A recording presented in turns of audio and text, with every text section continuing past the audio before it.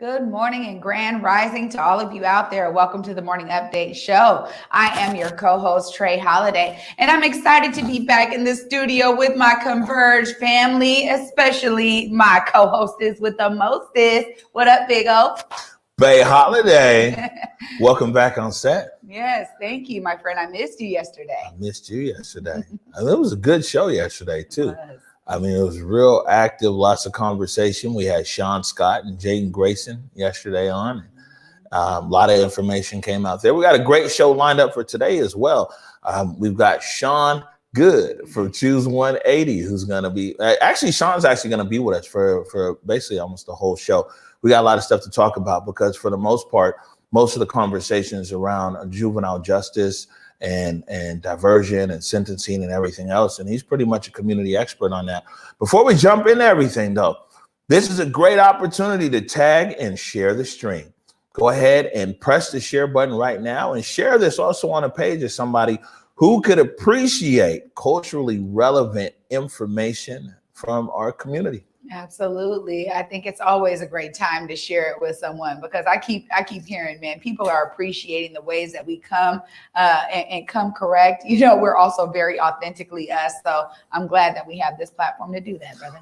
All right. So before we get going, a little housekeeping here. I'll put this up. Tomorrow's going to be interesting. I'm hanging out with all my elder buddies. 10:30. It's really 10:30 for 11:30. So even while the morning show is going on, so we still got to figure that out. Are you here by yourself? Do we got somebody here or whatever? We'll get it though. But 10:30 with age-friendly Seattle, and we'll also put this information out there. We'll be tweeting and everything else. But basically, once a month, there's like it used to be an in-person coffee, like in the space, and age-friendly Seattle. Department of Human Services would bring in a speaker and talk to our seniors and elders. Well, COVID is all online, and this is going to be great. You know, we love our elders. There's a big reason why we started the Morning Update Show was to inform our elders. So 10:30 tomorrow, and we'll be talking about that. So 10:30 to 11:30, and I got to figure it out with all you. So while I'm talking to them, you guys can actually bring it in live for a few minutes in the Morning Update Show. That's exciting. Oh, I love seeing you get out there in the field in a way, like even if it's a virtual field with COVID, but it's great to be able to connect, man. That's what it's all about, building those relationships and keeping them strong. We love our elders. Oh, yeah. Please bring in Sean Goode from Choose 180. There he is. What's up, Sean? Good to be here with you, Hey, and good to be here with you. I can't wait to experience that Fired Up Friday, Trey. We're gonna get to that. We just saw you tweeted that it very well might become Wildin' Out Wednesday, and so. But before we get to all of that, man, you're gonna stick around with us. We're gonna go through the headlines, okay? I think he had okay. Here we go. All right. So first up, right here, Gonzalez pledging a pathway to shared prosperity. Seattle Council member Lorena Gonzalez announces run for mayor. This is coming to us from our partners at the South Seattle Emerald. And Lorena Gonzalez will be here on Friday live to talk about her candidacy for mayor. Sean Goode, when are you running for mayor? Right now I'm running Seward Park on Sunday mornings. So you can catch me at Seward Park 6 a.m. and I'm there on the regular. Running for mayor, that's a job that I am not interested in, Big O. Yeah, me neither. People are like, oh, you should run for the mayor. I was like, right. I'm okay right here at Converge Studios. Next one up here, man, real serious. This comes to us from the Seattle Times. Full investigation of Manuel Ellis' death casts doubts on Tacoma officers' stories. It says here that and let me find this spot. It says 3 days after, and this is by Patrick Malone from Seattle Times. 3 days after Manuel Ellis died of oxygen deprivation after a chance meeting in a dark intersection with Tacoma police, an officer involved in the minutes-long chaotic scrum said he never noticed Ellis struggling to breathe. Not that I recall, Tacoma police officer Christopher Burbank told a detective investigating Ellis's death. No.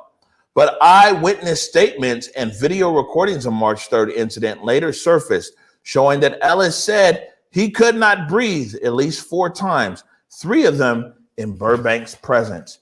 This Manuel Ellis case here, it's really, we talk about peeling an onion, but I mean, from jump, it's gone. And these layers just keep peeling back and keep peeling back. The Washington State Police, who now have the investigation because there was a conflict of interest with the Pierce County Sheriff.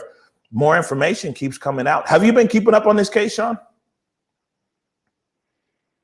Yeah, I've been paying attention, and it just speaks to how difficult it is for the police to police themselves, and how frequently we run into situations where incidents like this occur, and then all of a sudden, months later, years later, more facts come out, and we begin to understand that there's inaccuracies that show up in the way that the report was written, the way the situation was investigated. I'm just hoping for swift justice and intentional justice in this incident. Yeah, absolutely. I agree with you 100%, Sean. This happens often, right? We see this in the Black community, particularly in our cases. And when it involves police, we see this, that evidence comes out slowly over time to always dismantle the original story. Almost 90% of the time is it that the officer's story does not stand firm when we're talking about these kind of cases with police brutality in our community. And honestly, this does not surprise me one bit. The fact that they've already had some issues with the Pierce County Sheriff's Office and it had to go to the Washington State folks, that right there to me is another indicator of how people inside look out for their own. Oh no, not that I recall, but he said it 4 times in your presence, but yet you want to say during the investigation that you don't recall it. Again, this is another element of how we see how police protect themselves, man. Yep. Well, like I said, this Manuel Ellis case, it's something that we're definitely going to keep our eye on. And like I said, it's really like peeling an onion here. It reminds me locally here of the case with the King County Sheriff with the Tommy Lay case. That at first they said he had a knife, then there was no knife, then they said he had a pen, then there was no pen. First they said they aimed it, he ran towards them, but it turns out that he was shot in his back. And these facts about these shootings just keep coming out. Moving on here, had an opportunity to talk to Seattle Mayor Durkan yesterday about a wide range of different things. We'll be playing some of those clips in the coronavirus show and then also tomorrow as well. But for today, I talked to her about the task force, and we know about the mayor's task force, and wanted to get an update from Mayor Durkan as to what's the latest on it. Task force, you got this task force together, and we haven't really heard a lot as far as general media like myself about the task force. I know that a facilitator was named, a profitable nonprofit, to work with the task force. Is there any kind of update that you can give us and give community as to where your task force is at with things and what are some of the next steps? So I've talked to some of the task force members recently, and I'm actually very optimistic that we're going to get to a place where not only are they going to come out with some great programs, I'm hoping it works really closely with the Black Brilliance Project. The task force has the facilitator, but I think in many ways that facilitator is going to have to keep up because this task force is ready to go. They know the kinds of programs that last and make a difference, and they want to make sure that we can get to a place where we can get the money out the door and into the community. And so they've met, they're moving forward. We gave them a baseline so that they would understand. We had a lot of the city departments go in and understand where we're already spending money. What do we have for housing? What do we have for education? What do we have for business support or land trusts? What are the healthcare options? So that they could really make sure that their programs didn't duplicate what the city was doing, but worked with it. And so I think we'll see some progress coming out of that soon. And I also think, I watched the teach-in for the Black Brilliance Project. I think what's really hopeful is everybody's talking about the same thing. And it's the ideas are coming and they're going to be synergistic. So I think if we can get those groups working together, we'll see that there'll be a really positive impact. Right. And I'll just say this is I hope the task force members get when things are up and running and people are comfortable enough and you got everything on the road, that we'll get to talk to them, a few of them over here at Converge Media. I think I will urge the ones I talk to. And look, I think Converge should be one of the platforms they use to do the community engagement. We need, whether it's the task force or the Black Brilliance Project, if it's really going to be community driven, it can't be just the people in the room. And I know the people in the room, whichever room it is, know that too. So we got to get the word out. We got to get people trusting it. All right. So the mayor right there, one of the few things that really struck me yesterday is the mayor said that she hopes that the task force works closely with King County Equity Now's Black Brilliance Project. Followed up with Kamaria Hightower at the mayor's office this morning and talked about frequency of task force and everything else. She said the task force meets weekly, that the minute notes, the minutes of the meetings are now there on the task force website. And hopefully we'll get to talk to some of these task force members directly one-on-one very soon.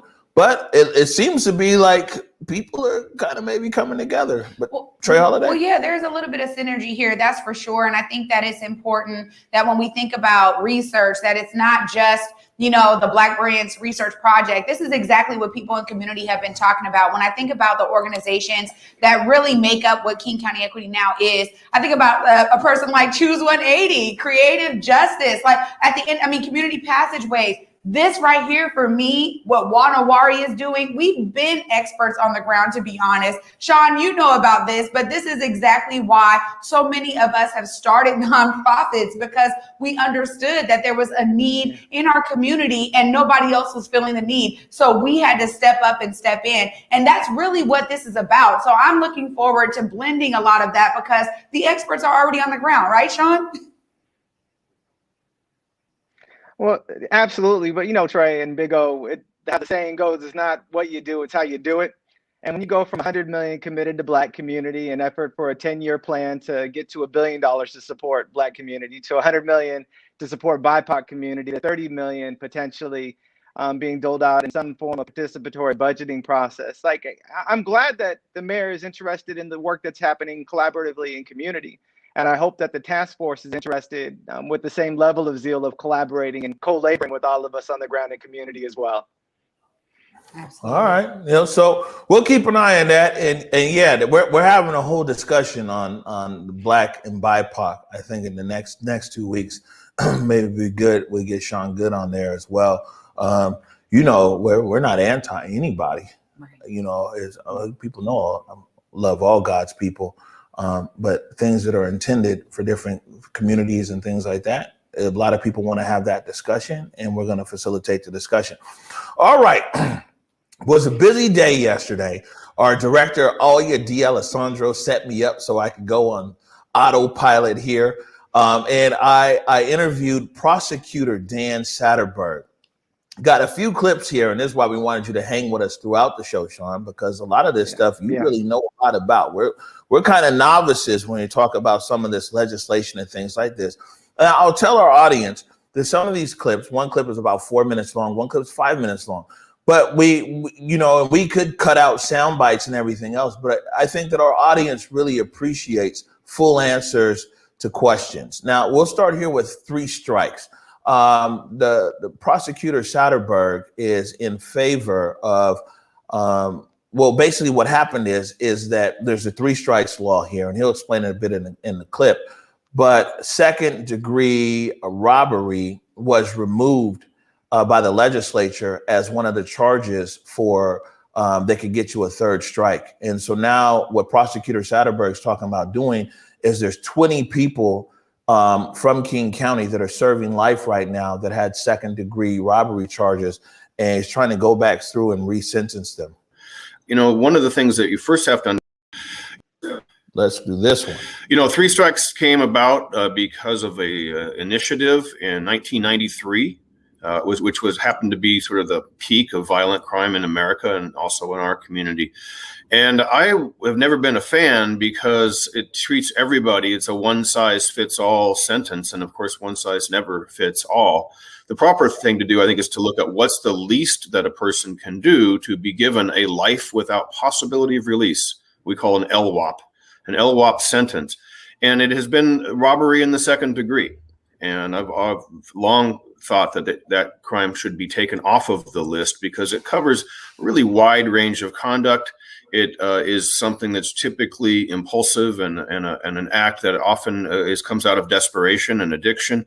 And it's also tremendously racially disproportionate. So there's a lot of reasons that Rob 2 should not have been on that list and should have been taken off. And I've been testifying in Olympia now for the last 10 years to take it off. Now, last year, though, the legislature did remove robbery in the 2nd degree from the list of persistent offenses, but they did not make it retroactive.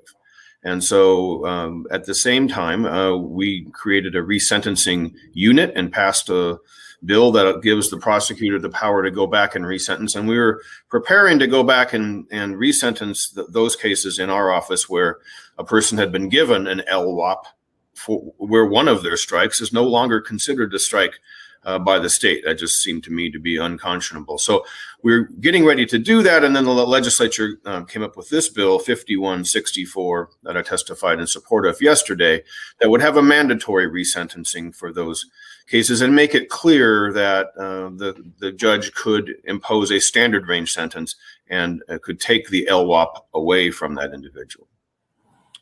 Right. And now, where is this in the process? Maybe you can tell people. You've testified on the bill that's in the Senate. It's and Senate law. Senate. Mm-hmm. Senate Law and Justice. It's 5164. There was no opposition to it yesterday, and it should be exec out of committee Friday, and then it goes through the process and eventually will go to the House. So I do expect it to be the law, and it's because it's the right thing, right? I mean, it just seems wrong that if the state no longer considers robbery to a strike, that people should be dying in prison with a sentence that is based on that. So we're trying to do some remedy. And it comes back to the legislature's power to create a sentencing scheme, a punishment scheme for criminal conduct. And that's always been something that's been in the exclusive province of the legislature, as can be checked by the courts, but the legislature has that duty. Right. In King County, it looks like you have 20 people that are on this 3 strikes locked up that you're going for resentencing. And it looks like there's 64 across the state. What does that look like, though? So, like, what's the actual mechanisms of it? Do they come back to court and go in front of a judge? Are they tried again? What exactly happens? So and then you have to overlay the COVID thing, which has changed everything. Normally, there would be a transportation order from Department of Corrections back to the county, and then they'd have a sentencing hearing. They get assigned a public defender. This may be different. A lot of these individuals already have attorneys who are pro bono, volunteer lawyers who've been working on clemency and resentencing with our office. The number 20, maybe more like 25. We're still finding new cases that may apply, but the state seems to think there's 64 of these individuals in prison today. So it is a resentencing hearing. They'll be given a legal sentence, which is a standard range of a particular number of months, instead of the life without parole sentence, which is really in effect a death penalty. All right, Sean Goode, any thoughts on this 3 strikes resentencing? Yeah, I think that if you're sick and you go to the doctor and you get healthy, that's the baseline, right? But what do you do with that health? That's a conversation altogether. And our criminal legal system has been sick with disproportionality and sick with bias and racism. And what Prosecutor Satterberg is talking about doing is creating health, but not creating growth. And when challenged to grow beyond a healthy place and like a thriving place, that's when we end up with conversations like we're going to have in a moment around Houston Scaniers and the regressive stance that their office is taking on looking at young people as they are. All right. Well, I didn't even need to intro it. So also, I had a conversation with Prosecutor Satterberg about this Houston Scaniers case. Just to bring it back, this was where we talked to Nikita Oliver and Carissa Morikawa from Choose 180 about, what was that, Monday? Man, this week seems so long already. And I asked Prosecutor Satterberg about this case, and I asked him why they wanted to take it to the U.S. Supreme Court for clarification. You know, one of the things that you first have to understand is that juvenile jurisdiction, the court's power, expires entirely upon the 21st birthday of that person. And so if we have a murder committed by a 17-year-old, if we keep that case in juvenile court, that person cannot be punished beyond their 21st birthday. And that means a 3-year sentence for a murder, which a lot of us don't think is sufficient. So the legislature created something we call automatic adult jurisdiction. If the individual is 16 or 17 and is charged with a serious violent crime, again, it's a list of crimes different from the 3 strikes list, but they're the most serious crimes that we see. then that case goes automatically into adult superior court. If they're under 16, then there's a hearing in juvenile court where the judge decides whether or not to send it to the adult court. But again, in no circumstance can that judge or can we extend the jurisdiction beyond age 21. So the case that we call the Ali case, there's a companion from Pierce County, as you mentioned, went through the state system, and the state Supreme Court, citing federal law, held that it is unconstitutional to sentence anybody for a crime they committed before they were 18 in adult court if the standard range sentences apply. And so the Supreme Court of the state sent back every case that's been prosecuted as an auto adult case or as a case where someone committed the crime before they were 18 to be resentenced. And we're still counting that. That's probably a couple hundred cases around the state, and not the least serious. These are the most serious cases. These are aggravated murder cases. These are other cases that involve homicides and rapes and really serious cases. And so because they cited federal law for the proposition that every one of these sentences was unconstitutional, it does call into question whether that is in fact the federal law. And the ultimate arbiter of federal law is the United States Supreme Court. So, I also need to say that I think those cases should be reviewed, and they were being reviewed in a system created by the legislature. The legislature created a parole system where somebody who's been serving time for instance, a murder case, once they've done 20 years, no matter how long the sentence was that they were given, once they've done 20, they would go before that parole board and with a presumption of release. If they were charged with aggravated murder, they'd have to serve 25 years before they go before the parole board. That system was working. And we had, for instance, a couple of people, the youngest people who had been charged with aggravated murder, Barry Massey and Jeremiah Bourgeois, two individuals, one from Pierce, one from Kane, both benefited from the legislature's parole system. They both were released. Mr. Bourgeois is a first-year law student at Gonzaga Law School now. It's terrific to see the changes that he has made in his life. Because he sat before a parole board, they were able to evaluate the changes he made in his life. When you go back to court for resentencing, these cases are going to be scattered back to the original counties, to all sorts of different judges. There's going to be no standards about what is an appropriate sentence, how much mitigation should the court take into account. And it's not like the judges didn't know when they sentenced these people 10 or 20 years ago for a murder that the person was under 18. That was well known by everybody when the sentence was imposed. So before we go and launch into this massive effort with hundreds of murder cases being resentenced around the state, we wanted to make sure this was in fact a correct interpretation of the law. And the way to do that is to appeal with a writ of certiorari to the United States Supreme Court. We'll find out probably in about a month to 6 weeks whether the court is interested in taking it. If they don't take it, then we will start the process of resentencing all of these cases throughout the state in every county. It wasn't just my county, it wasn't just Pierce County, it was every county in the state that's ever done one of these cases is going to have to add these resentencings back to their list of work that we have coming out of COVID. And then the backlog is enormous. It's going to take years to do all of this work. So I want to be clear. I support the review of these cases, and the legislature created a parole system to do just that. But the state Supreme Court said, though, no, that wasn't good enough, has stopped that parole system and said all of these cases have to go back to the original court for resentencing. That's the legal question that we're looking at. All right. Sound good. Your thoughts? Yeah, three things real quick. On one hand, Prosecutor Satterberg says in the two-strike law that there's capacity to review those cases and allow those folks to have an opportunity to re-engage community. The second point is he says that 10 to 20 years ago, it wasn't like the judges didn't know that they were sentencing children. But what the judges didn't know 10 to 20 years ago is the wealth of brain science that's since been produced that speak to adolescent behavior and the inability of young people at those ages to make the types of decisions that we would equate to adulthood. And the third thing I have to call out is this 20-year review thing and how frequently I hear him invoking the name of Brother Bourgeois, who's now attending Gonzaga University. I would love for that brother to have a voice for himself in this conversation and ask him if he felt like 20 years was too long and that he was actually ready to re-engage community and begin to produce with this type of productivity prior to that particular time range. It's an arbitrary amount of time that doesn't actually honor the humanity of the individual. The last thing I'll say is this, and the folks at Collective Justice have done a ton of work around this point, that our criminal legal system not only doesn't typically benefit the person who did the harming, but it definitely doesn't benefit the person who was harmed. And more often than not, people who have been victims of crime don't feel whole and complete and satisfied when somebody's sentenced.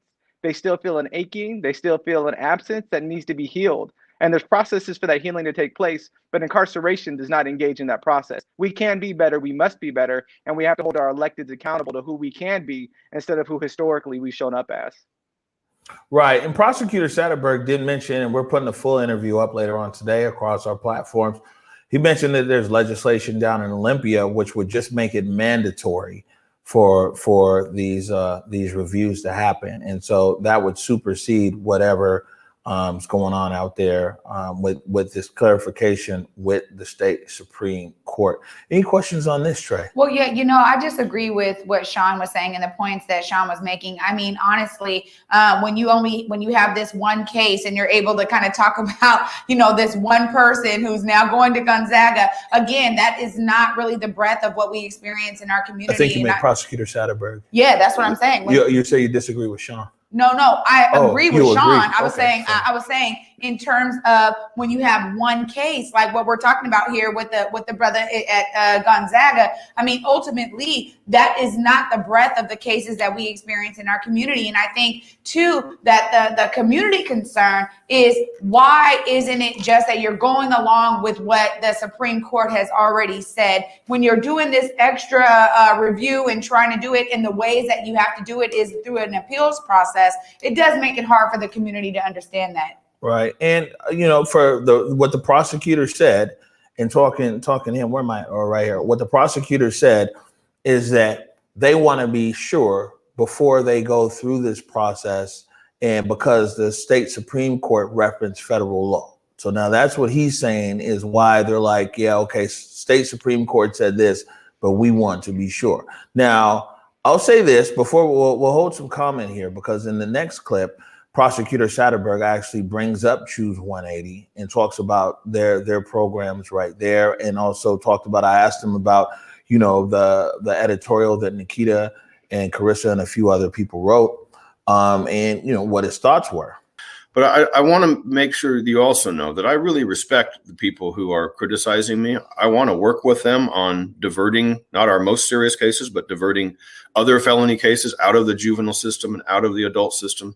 I've pledged to send 1,000 cases out of the adult system where people are facing their very first felony charge, just because we know what happens. If you get that first felony, a lot of doors are shut. And so I believe that community groups like Choose 180 have the ability to be persuasive with these individuals. And so I'm excited about sending those cases back.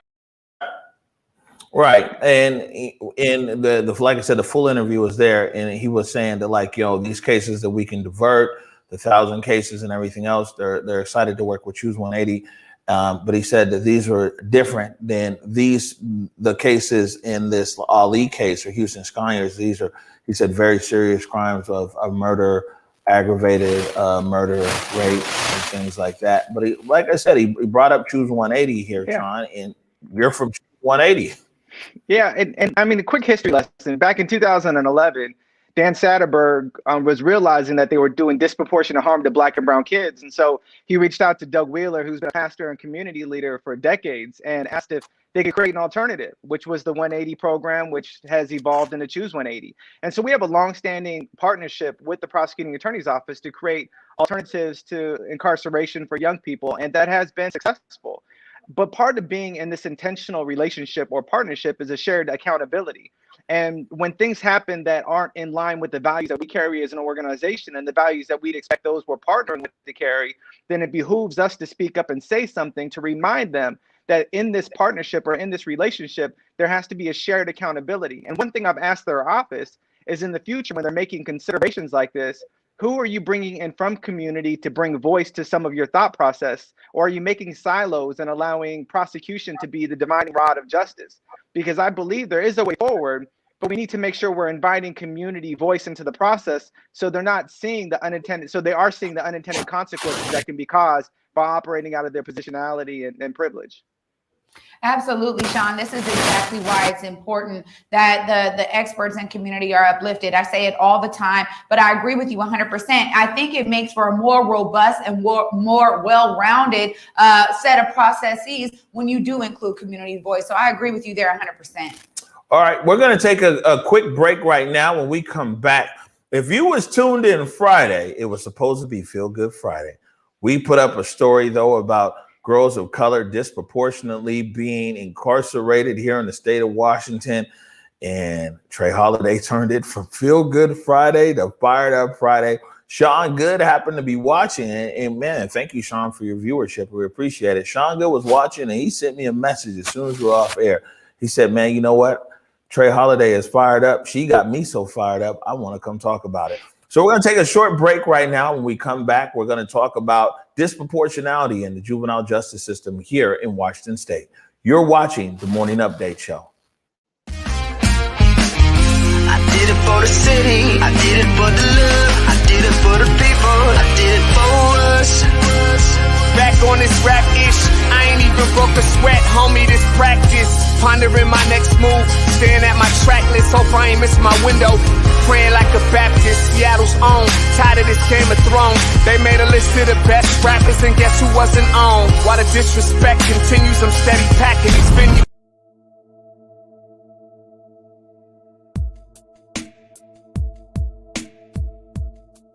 Converge Media produces culturally relevant content for Black and urban audiences. Our coverage is raw, transparent, and objective, praised by community leaders, government officials, and residents. Support Converge Media today via Venmo, Cash App, or PayPal at Converge Media.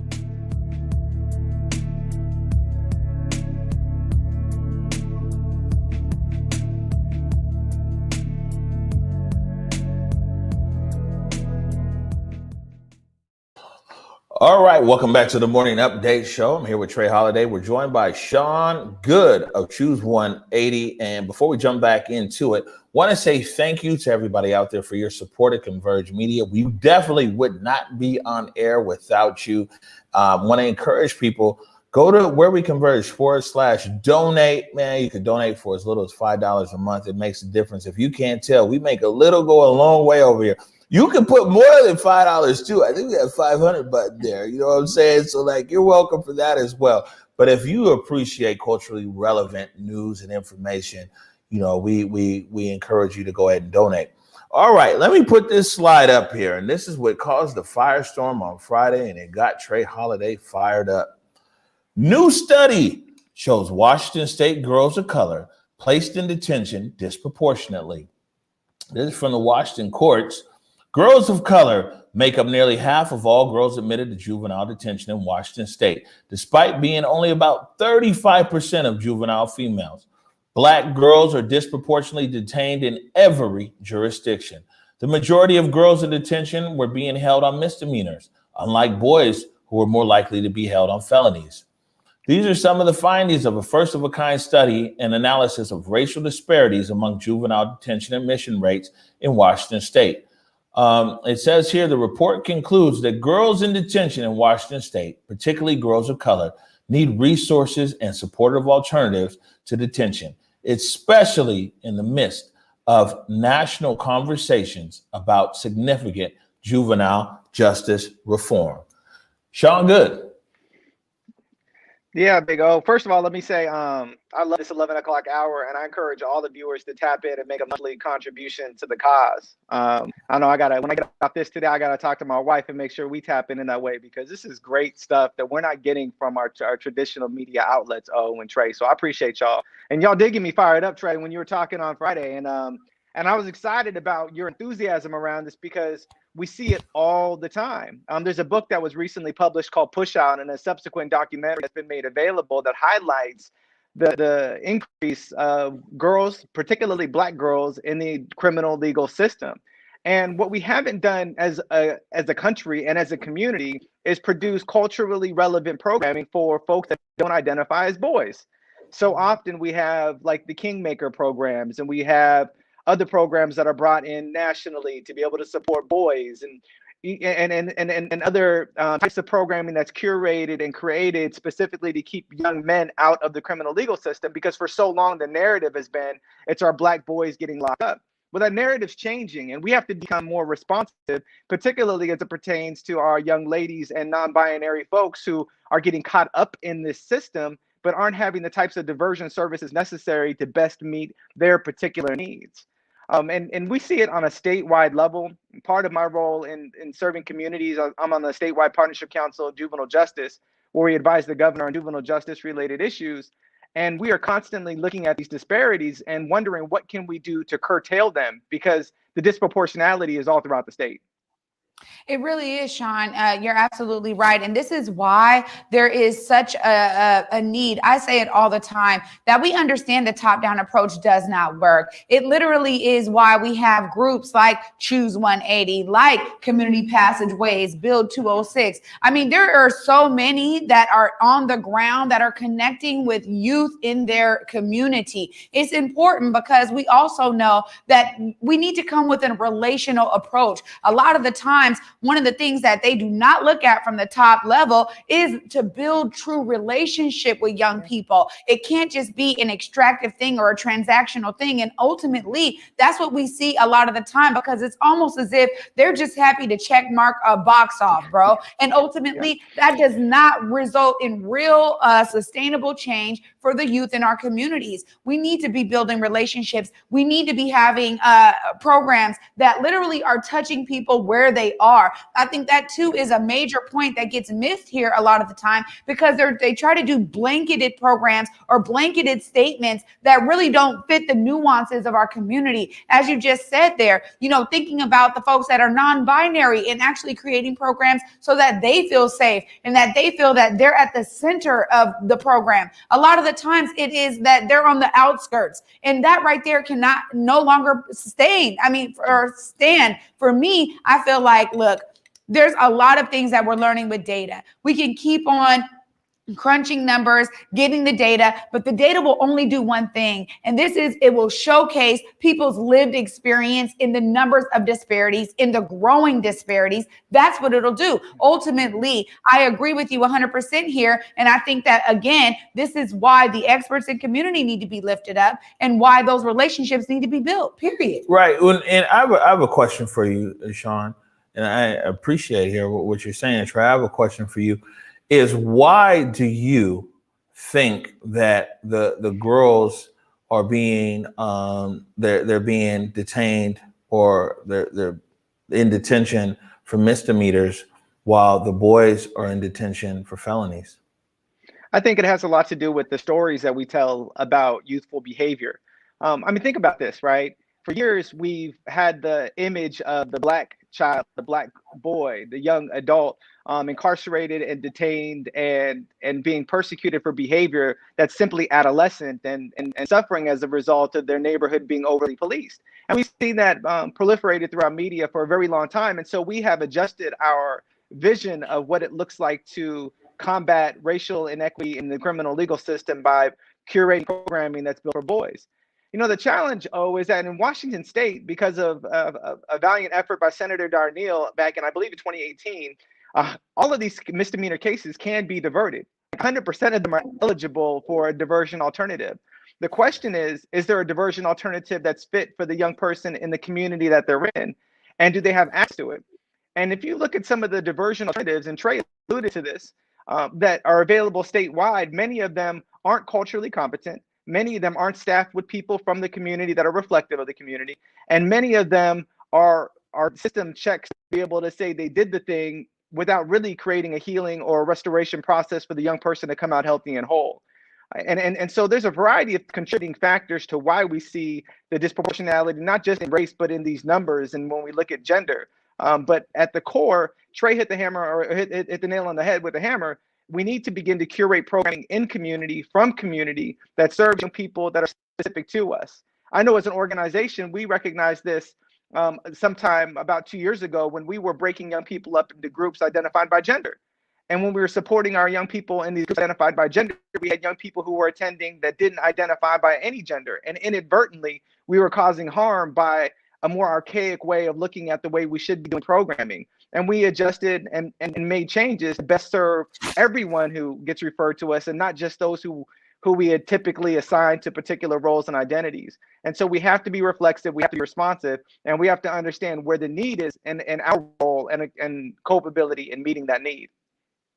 Absolutely. And when I think about some of the programs I know off the top of my head, again, I start thinking about the fact that they really are under-resourced. What does this really look like to you when we talk about, having these programs that are community rooted, that are coming from a culturally responsive approach? What does it look like? Let's dream. Let's vision it, brother. Yeah. Well, Trey, I think we're fortunate in King County to have a fair amount of resources allocated to this work.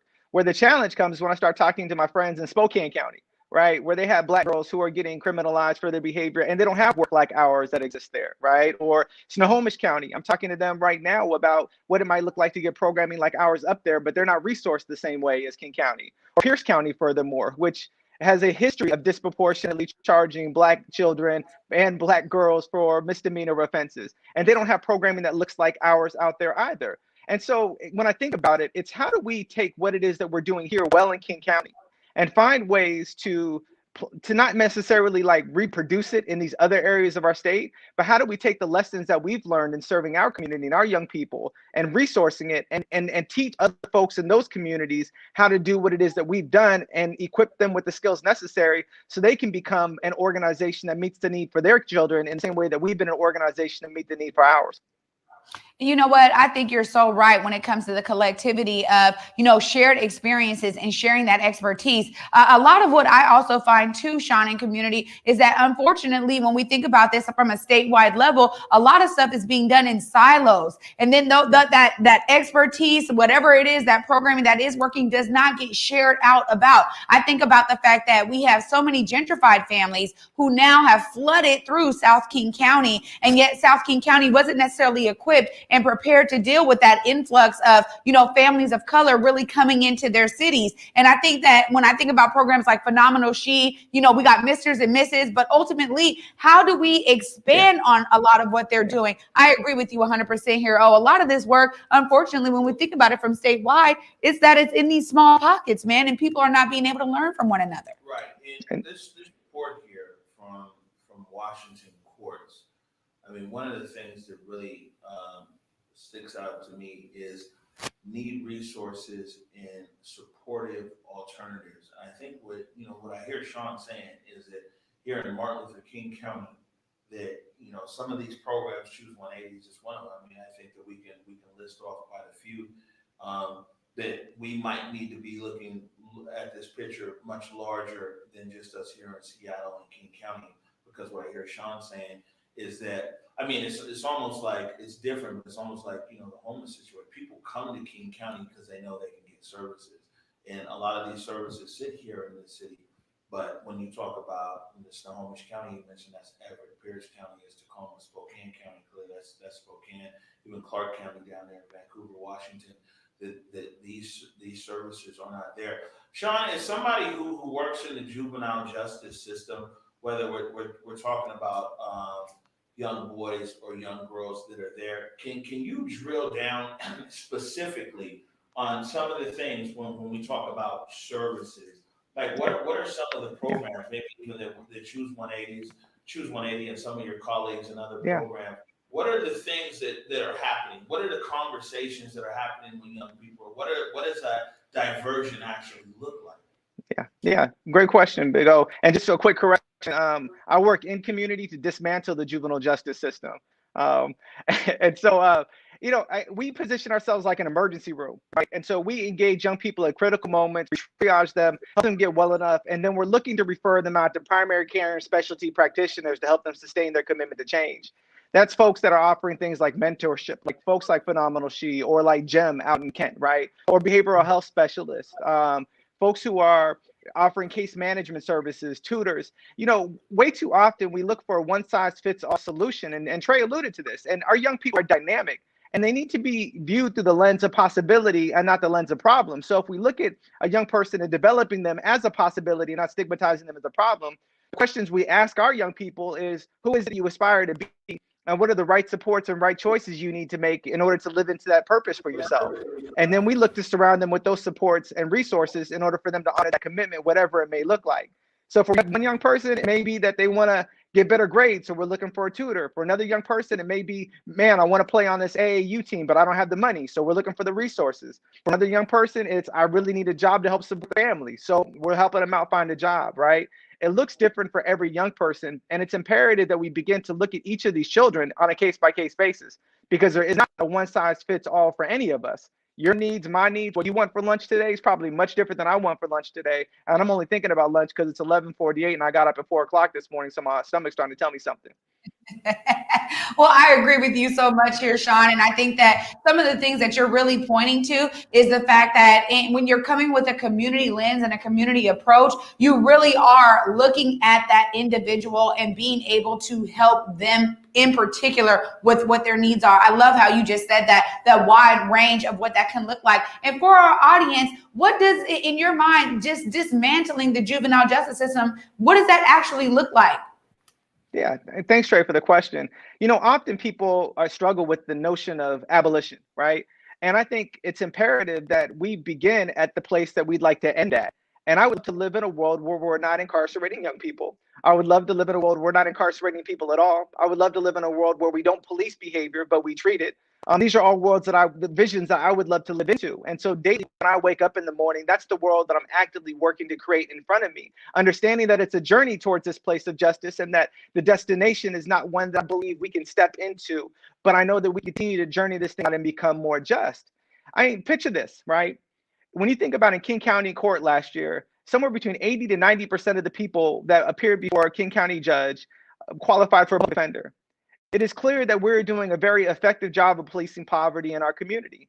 And you're not going to be able to police away mental health issues. You're not going to be able to police away poverty. You're not going to be able to police away drug abuse and houselessness. You're not going to be able to police those things away. And so if we become a more compassionate community that's actively rallying our resources together to meet these actual physical needs and begin to treat people and honor their humanity and create a pathway for them to be healthy and whole, then we begin to lessen the need on these archaic systems that have done more to lock away people and categorize them as problems than to liberate them and free them into the lens of possibility. Yes. All right. Sorry, I just agree so much with that. Everything that you're saying resonates with me so much. And again, I think that this is why the voices on the ground are so imperative in this process. Right. We're going to take a short break. Sean's with us all the way to the end. We're going to switch gears a little bit here. It's Black History Month, so we're going to throw a question out to Sean Goode about what Black History Month. I get the feeling Sean Goode's the kind of person who's Black History 12 months out the year, but we're going to ask him what Black History Month means to him. Take a short break. We'll be right back. You're watching the Morning Update Show. I did it for the city, I did it for the love, I did it for the people, I did it for us. Back on this rap ish, I ain't even broke a sweat, homie, this practice. Pondering my next move, staring at my track list, hope I ain't miss my window. Praying like a Baptist, Seattle's own, tired of this Game of Thrones. They made a list of the best rappers and guess who wasn't on? While the disrespect continues, I'm steady packing these venues.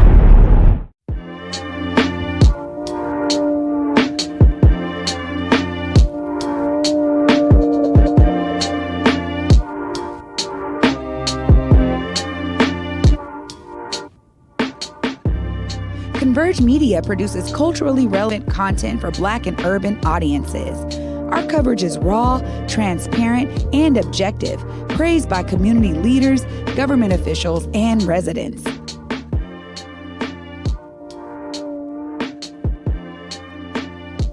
Support Converge Media today via Venmo, Cash App, or PayPal at Converge Media.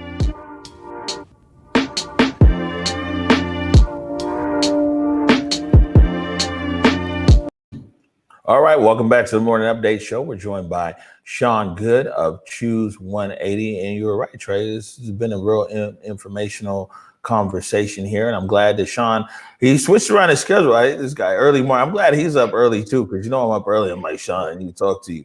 Because I think it was important going through, especially these early clips about these legal situations here.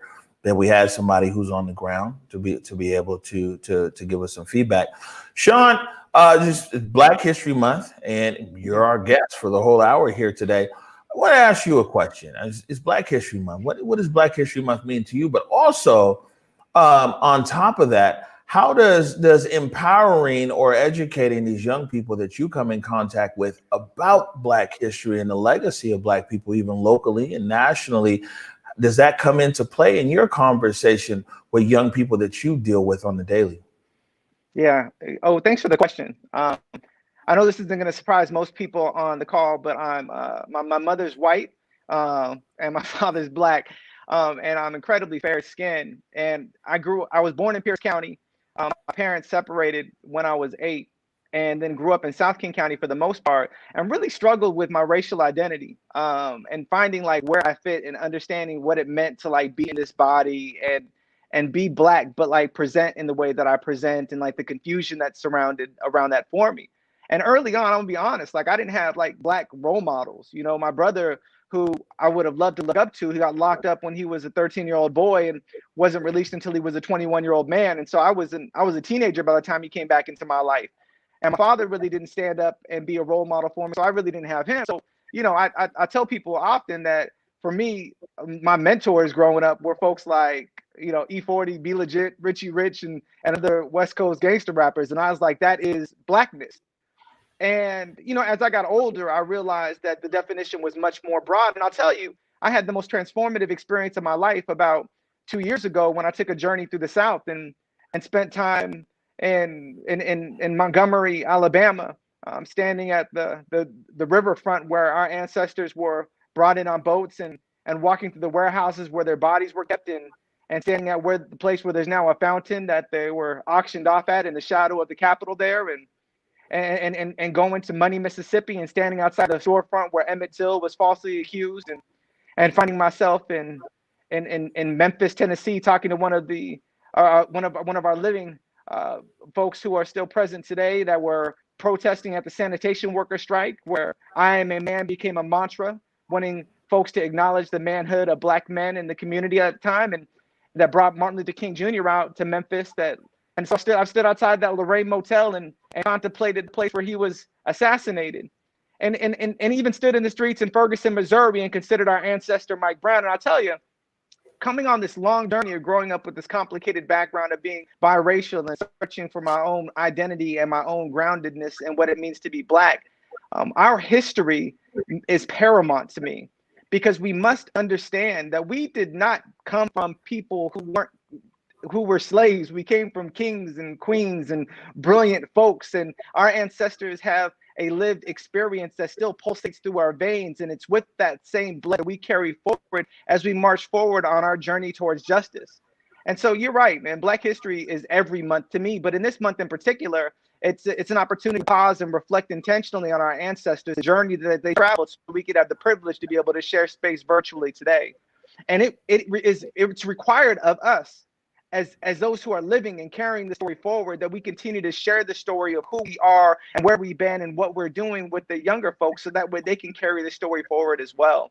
I think one of the greatest disservices we do is we don't pass on the legacy of our stories. And when we don't do that, they die with us.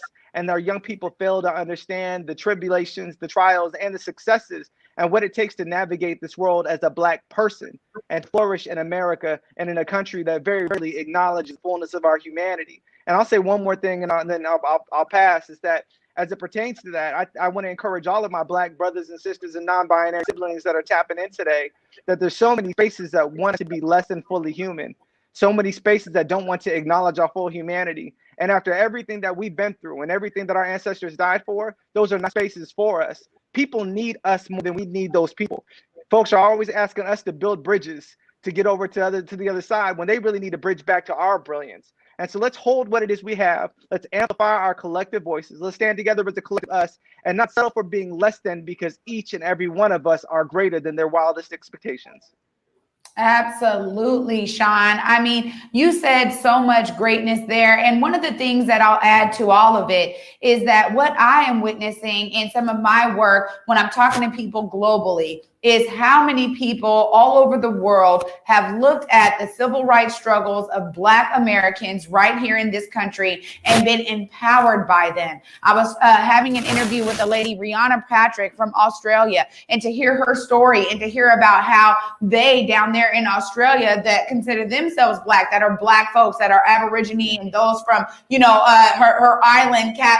Literally, she was saying, like, look, we saw the struggles of the civil rights era in America, and we understood the power of our Blackness through all of that you guys were experiencing, through us standing up, fighting the powers that be, so to speak, that we were taking it to the streets, that we were demanding that our civil rights be recognized by everyone, that we were demanding equality back then, that we're demanding equity now. At the end of the day, it's a brilliant thing to hear from people all over the world about how connected we actually are when it comes to our issues of Blackness. And yes, I'm a person that celebrates Black history every month of the year, but ultimately it is because I understand too that it is our struggle here uniquely in America that helps to inform so many others throughout the world. And so when I understand that connectivity, doesn't matter where we are, the oppression against this skin tone, the oppression against those of us who are Black, and even like yourself, like you said,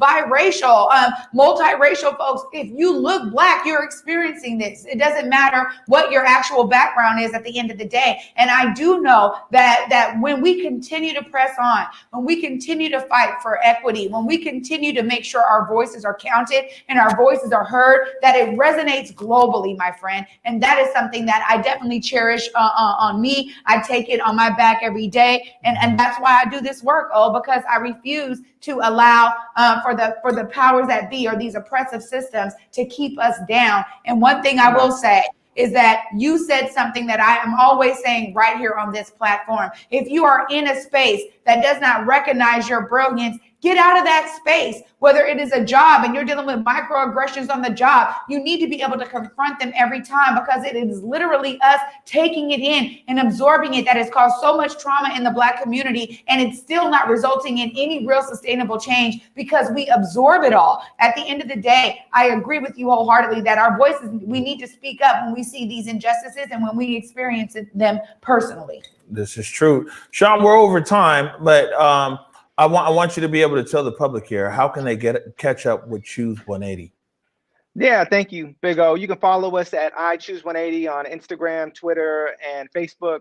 You can check out our website, www.choose180.org. You can contribute to the cause and tap in as part of our community of support. But most importantly, there is a shared effort being lifted up by a variety of different community organizations out here. And not one of us are the monolith, not one of us are the answer, but collectively, we are the solution to any of our problems. So trust and believe that we can continue to galvanize together, lift this work up together, advance on this journey towards justice, and we will be better and we will be greater. All right, Sean Goode from Choose 180. Thank you. So don't go nowhere, because you're gonna have to hit this peace sign with us. You already know. But Sean Goode from Choose 180, thank you so much for joining us. Any last words, Trey? It was so great to have you on today, Sean. As always great to be in space with our community people and to hear from the experts on the ground. I say it all the time, every day. Thank you, brother. This is true. We gotta get out of here. We're getting ready to shoot another episode of Chats with Trey, what's coming up next. Want to remind everybody, stay tuned, stay informed, stay grounded. But the best advice that I could give is go forward in your purpose and humanity. Until tomorrow at 11 a.m. Peace. Lift every voice and sing till earth in heaven ring with the harmonies of liberty. Let our rejoicing rise as the listening skies. Let it resound loud as the rolling sea.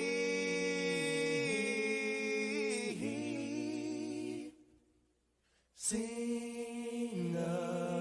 a song full of the faith that the dark past has taught us. Sing a song full of the hope that the present has brought us.